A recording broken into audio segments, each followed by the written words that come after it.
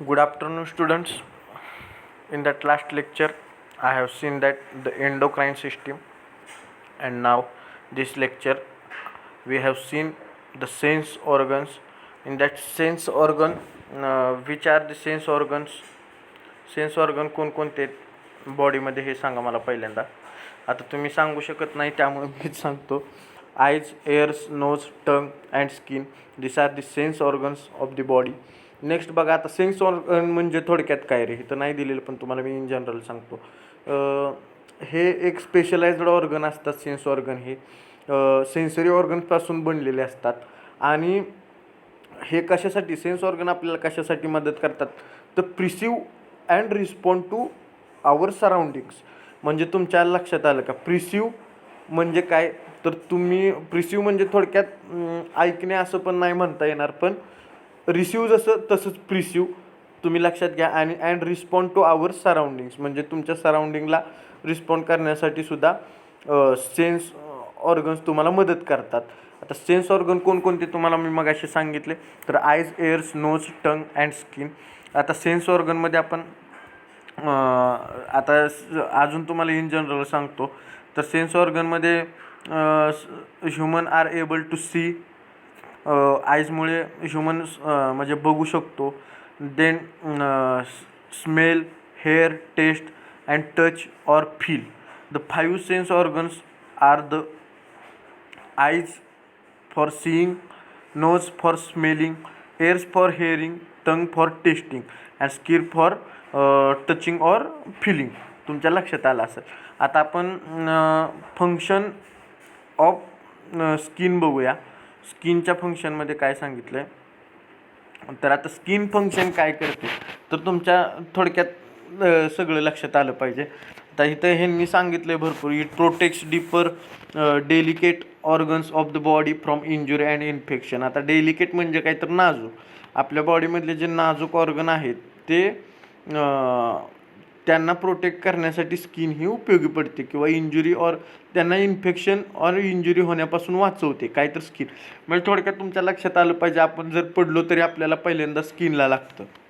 हळू पडलो तर, जोरात पडलो तर विषय वेगळा आहे की डायरेक्ट बोनला आपल्या इंजुरी जाते. पण पहिल्यांदा आपलं कुठं लागणार तर स्किन. पण स्किन काय करते तिथं प्रोटेक्ट करते.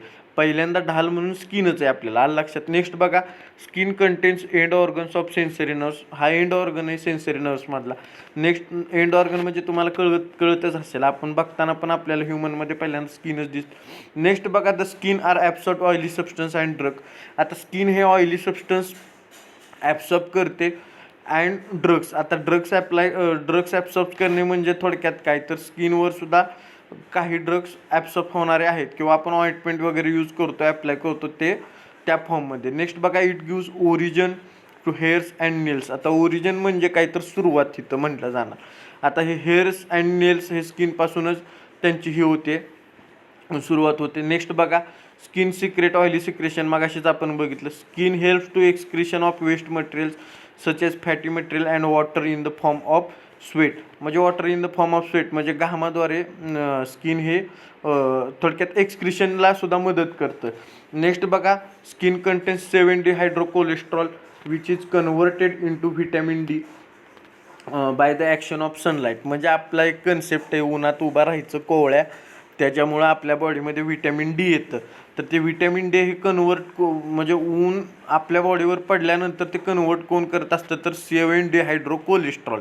आलं लक्षात, हे कन्वर्ट करत असतं. हे पण तुम्हाला लक्षात राहणं गरजेचं आहे. तुम्ही इन दॅट फ्युचर कोणती एक्झाम म्हणजे जीपॅट वगैरे एक्झाम दिली तर हे MCQ येऊ शकते.